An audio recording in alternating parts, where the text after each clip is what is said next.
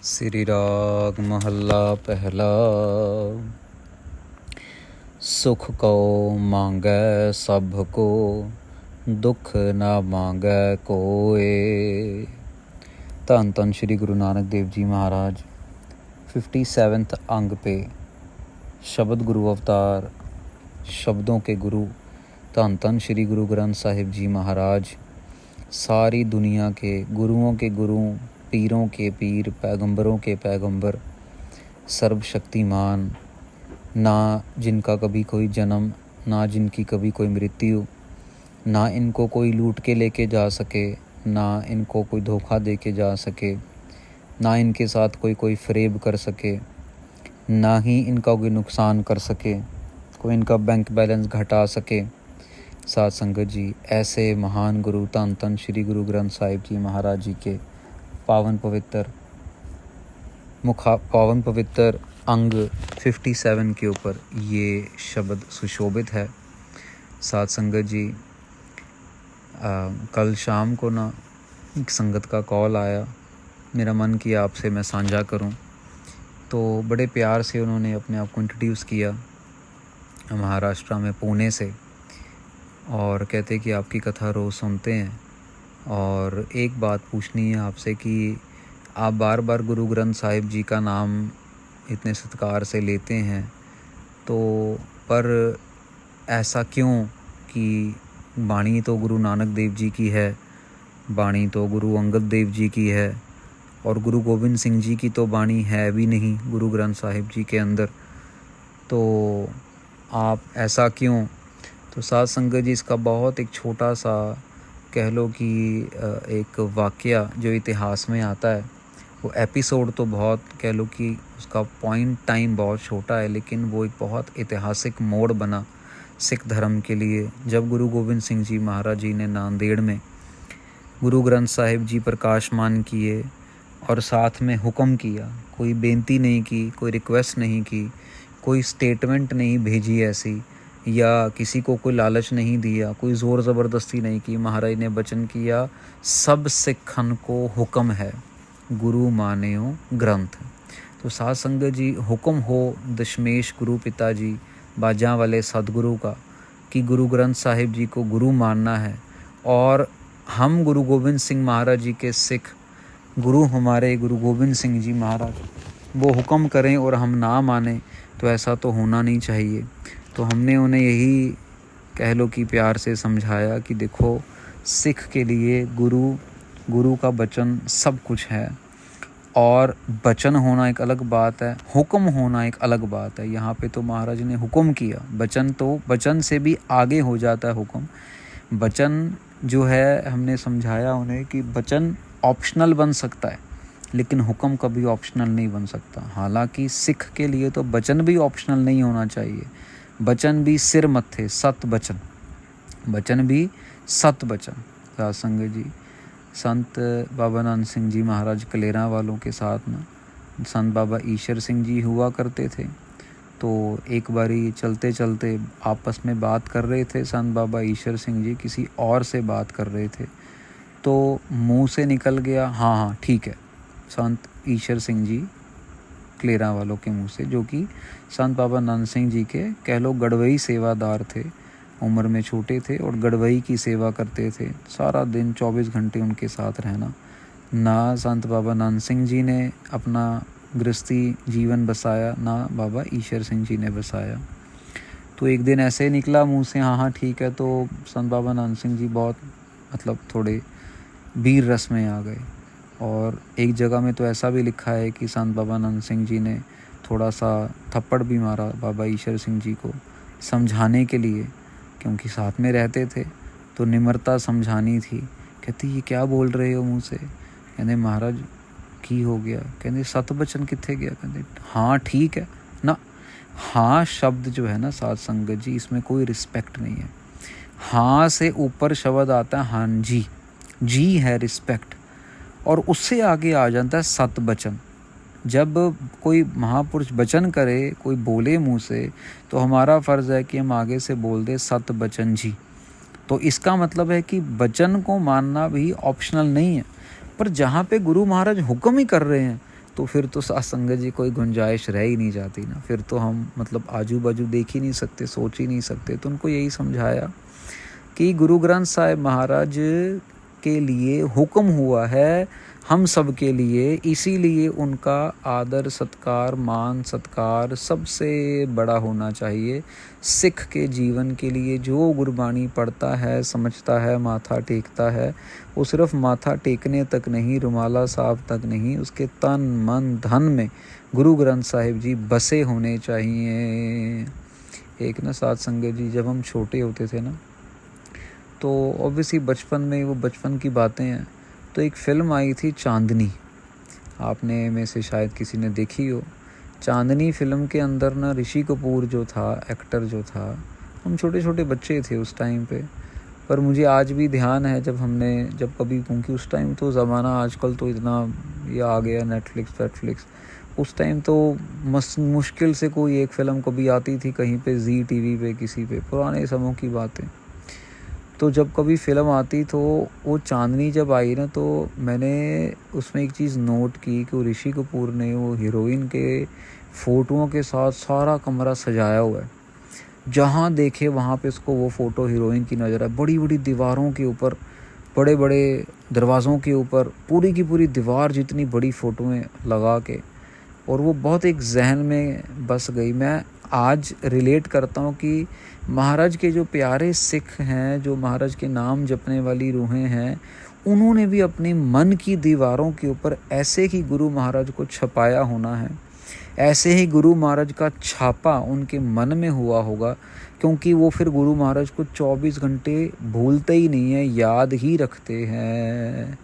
तो आओ साथ संगत जी, कल ये शब्द का पहले भाग की कथा हुई, आज दूसरे भाग की कथा। सुख को मांगे सबको, दुख ना मांगे कोई। महाराज कहते कमाल की बात है, हम सब सुख मांगते हैं, कभी कोई दुख नहीं मांगता है। कभी किसी ने सुना है कि जाके मंदिर में, गुरुद्वारे में माथा टेक के बोलो, हे परमेश्वर मेरे को दुख दे दे, मेरे को ये बीमारी दे दे, मेरे को ये दे दे, मेरे पास इस चीज़ की कमी हो जाए, मेरा ये हो जाए, मेरे बच्चों के साथ। कोई दुख मांगता ही नहीं है, सुख मांगते हैं। लेकिन पता है महाराज आगे क्या कह रहे हैं? सुख है कहो दुख अगला, मनमुख बूझ न होए। महाराज कहते हैं कि हम सुख तो मांग लेते हैं, पर उस सुख के साथ ही आगे दुख खड़ा हुआ है, साथ ही दुख ने आना ही आना है। जैसे ही सुख आया वैसे ही दुख आना ही है। मनमुख होने की वजह से हमें इस चीज़ का ज्ञान नहीं है। मनमुख बूझ न होए, ज्ञान नहीं है। सुख दुख सम कर जानिए हैं, शब्द भेद सुख होए। महाराज कहते हैं जो दुनियावी सुख और दुख है ना, उनको तो हमें बराबर करके मानना चाहिए, भले सुख आए भले दुख आए, लेकिन हम अपना सही असली सुख जो है ना, वो है शब्द भेद सुख होए। असली सुख जो है साध संगत जी, वो है महाराज के शब्द के अंदर। वेद पुकारे वाचिय, बाणी ब्रह्म व्यास। महाराज कहते हैं कि जो वेद है ना, जो वेद लिखे हैं हिंदू धर्म के अंदर, वो भी पुकार पुकार के बोल रहे हैं कि बाणी ब्रह्म व्यास।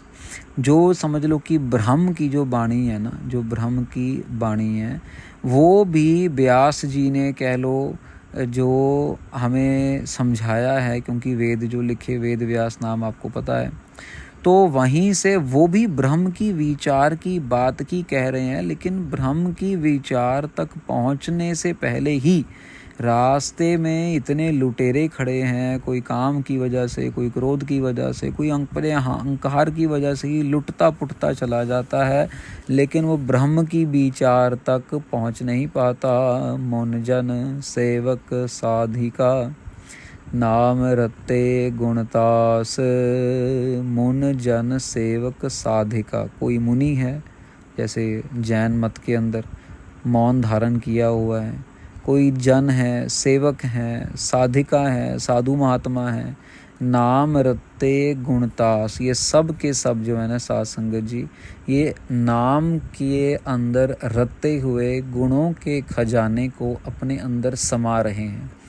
ऐसा नहीं केवल नाम जप ली और बाद ना ना ना, नाम जपने के साथ साथ परमेश्वर के गुणों का वासा होना बहुत ज़रूरी है। हम नाम जप रहे हैं लेकिन अहंकार इतना है, नाम जप रहे हैं, त्याग ही नहीं है। बैंकों में भरा पड़ा है पैसा, करोड़ों रुपए भरे पड़े हैं, लेकिन अगर कोई गरीब आ जाएगा, कोई 20-25 हज़ार मांग लेगा, अरे नहीं नहीं नहीं सॉरी, हमें माफ़ करो, हम ये सेवा नहीं कर सकते। कमाल की बात है यार, परमेश्वर ने तेरे को इतना दिया, इतना दिया, जब आगे बांटने की बारी आई तो तू अपना ही समझ के पकड़ के बैठ गया।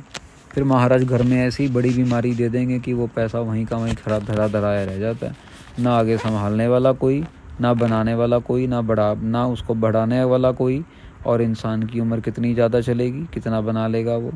ये सारी चीज़ें समझ नहीं आती हैं साथ संगत जी, हमें बार बार सुनते हैं कथा में, गुरबाणी में, लेकिन फिर भी दिमाग में बिठाते नहीं हैं।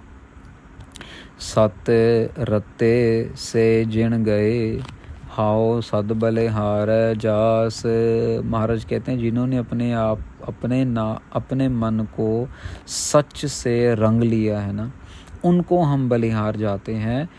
क्यों? क्योंकि उन्होंने अपने जीवन की बाजी को जीत लिया है। सासंगत जी गेम खेलते हैं ना हम, कभी चेस की गेम है, एक जीतता है एक हार जाता है। क्रिकेट का मैच है, एक जीतता है एक हार जाता है। फुटबॉल का मैच है, एक जीतता है एक हार जाती है टीम। ऐसे ही ये ज़िंदगी का मैच है। जो नाम जप रहे हैं वो तो जीत जाएंगे, ट्रॉफी ले जाएंगे, और जो नहीं जप रहे वो मैच को हार के पेविलियन से, स्टेडियम से, फुटबॉल कोर्ट से बाहर हो जाएंगे। चौहो जुग मैले मल भरे, जिन मुख नाम न होए। महाराज कहते हैं 4 युगों के अंदर मैल ही मैल भरी हुई है साथ संगत जी, मैल ही मैल। कहाँ मैल भरी है महाराज? उन मुख के अंदर, ऐसे मुंह के अंदर मैल भरी है जहाँ पे नाम का वासा नहीं है। देखो छोटी बात नहीं है, 4 युग, त्रेता, द्वापर, कल युग, सतयुग, सारे युगों के अंदर मैल ही मैल भरी हुई है साथ संगत जी, ठीक है ना। तो महाराज कह रहे हैं सारे युगों के अंदर कितने बड़े बड़े अवतार हुए, कितने कितने कह लो कि बड़े बड़े महात्मा हुए। महाराज कह रहे उन सब के मुख में नाम अगर नहीं था तो वो जो है नाम ना होने की वजह से मैल से भरे हुए हैं। भक्ति पाए विहूणिया, मोह काला पत खोए। महाराज कहते जिनके मन के अंदर भक्ति भाव नहीं है ना, उनका मोह तो काला ही काला होना है। जिनी नाम विसारया, अवगुण मुट्ठी रोए। महाराज कहते हैं जिन्होंने नाम को विसार लिया ना, जिनके अंदर नाम का ध्यान ही नहीं है कि नाम जपना है, बाणी पढ़नी है, सेवा करनी है, सिर्फ दुनियावी उठे खाए पी लिया, नहा लिया, धो लिया, सब कुछ जो है ये ऐसे करते करते ही ज़िंदगी के अंदर जो वो खचित होते जा रहे हैं, लेकिन नाम की तरफ ध्यान नहीं है। तो उनको समझ लो कि अवगुण मुट्ठी रोए, वो अवगुणों की वजह से ही रोते रोते ही, बिलकते बिलकते ही निकल जाएंगे दुनिया से।